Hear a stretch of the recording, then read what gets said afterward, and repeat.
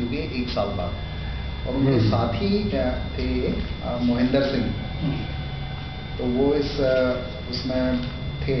और उस वक्त उन्होंने ये कहा कि, मैं उनके शब्दों को मैं थोड़ा सा कहना चाहता हूँ कि मोहनजीत सिंह, ये उनका कहना है 1 साल बाद इनकी मौत के, कि आप हैरान होंगे कि इसी दिल्ली में बहुत सारे कॉलेज हैं जहाँ पंजाबी पढ़ाई जाती है, किंतु पाश की हत्या के बाद कहीं कोई गोष्ठी तक नहीं बुलाई गई। इतना ही नहीं, राजधानी में पंजाबी के कई नामवर लेखक हैं जो देश और विदेश में भी मशहूर हैं, लेकिन किसी ने इस कवि पर बैठक बुलाने की पहल नहीं की। पंजाबी कविता ही नहीं, पंजाबी लिटरेरी कल्चर के लिए इससे ज़्यादा शर्मनाक बात हो ही नहीं सकती कि पास जैसा कवि गुजर गया और पंजाबी विभाग वालों ने उसे इग्नोर किया। मैं अपने आप को भी इस शर्म में शामिल चाहूँगा। खैर, एक 2 लाइन और इसके जो संपादकीय में लिखी है मुझे बहुत अच्छी लगी, मैं इसको पढ़ देता हूँ। बंदूक और बारूद की मारुति नहीं, मेहनतकश, खून पसीने और लोक प्यार के मानवीय परिवेश के इंद्रधनुषी फूल भी पाश के यहाँ खिले मिलते हैं, जहाँ सपने कभी मरते नहीं, इतिहास को आगे बढ़ाने में आत्म बलिदान को गले लगाते हैं।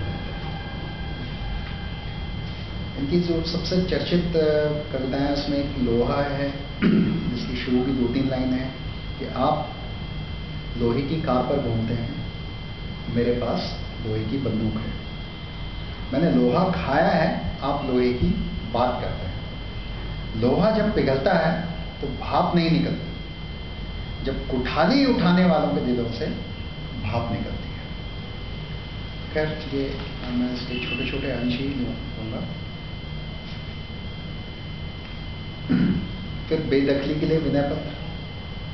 मैंने उम्र भर उसके खिलाफ सोचा और लिखा है। इसका संदर्भ आप सभी जानते हैं कि इंदिरा गांधी की हत्या के बाद जब सारा देश एक तरह से सरकारी शोक मना रहा था, उस समय उन्होंने लिखी थी कि मैंने उम्र भर उसके खिलाफ सोचा और लिखा है, अगर उसके शोक में सारा देश शामिल है तो इस देश से मेरा नाम काट दो।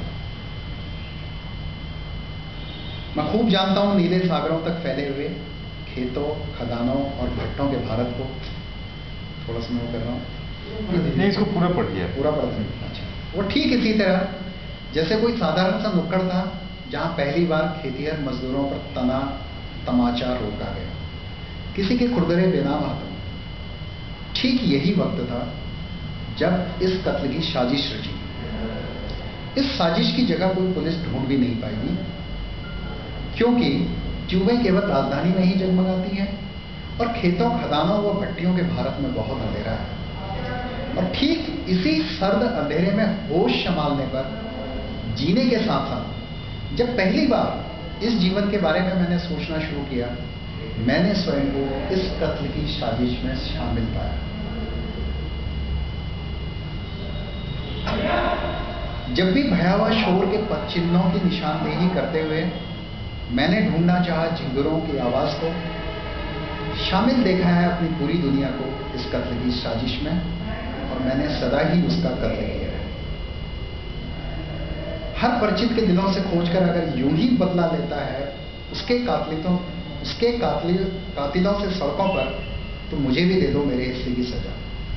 मैं नहीं चाहता कि मैं केवल इसी कारण बचता रहूं कि मेरा पता नहीं भजनलाल बिश्नोई को, या जो भी नाम है गुंडों के शासन का, मैं उसके नागरिक होने पर थूकता हूं। और मैं उस पायलट की धूर्त आंखों में चुभता हुआ भारत, हाँ मैं भारत हूं चुभता हुआ उसकी आंखों में। अगर उसका अपना कोई खानदानी भारत है तो मेरा नाम उसमें से अभी काट दो। लेकर के ये तो बहुत ही चर्चित और इस तरह की कविता है। फिर हम लड़ेंगे साथी, जब ये कविता प्रकाशित हुई थी उससे कुछ ही दिनों पहले मोगा में एक काउंटर हाउस में साथी लोग मारे गए थे, काफी कॉम्रेड्स की हत्या पुलिस ने की थी वहाँ पे। तो उसी के संदर्भ में इन्होंने लिखी थी कविता। पूरा नहीं पढ़ूंगा, थोड़ा सा कि हम लड़ेंगे साथी उदास मौसम के लिए, हम लड़ेंगे साथी गुलाम इच्छाओं के लिए, हम चुनेंगे साथी जिंदगी के टुकड़े। हथौड़ा अब भी चलता है उदास निहाई पर, हल्की लीक अब भी बनती है चीरती हुई धरती पर। यह काम हमारा नहीं बनता सवाल नाचता है, सवाल के कंधों पर चढ़कर हम लड़ेंगे साथ ही। इसके अंतिम में आ रहा हूं सीधे। हम लड़ेंगे जब तक दुनिया में लड़ने की जरूरत बाकी है।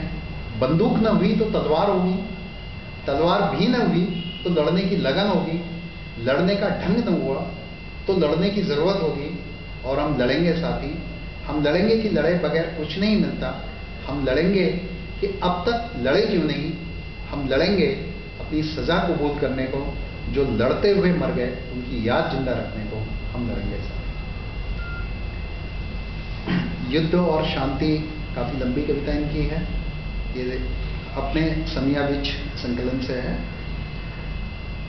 तो इसमें संदर्भ यही है कि युद्ध और शांति। नॉर्मली हिंदुस्तान में शांति को लेकर काफी एक बवाल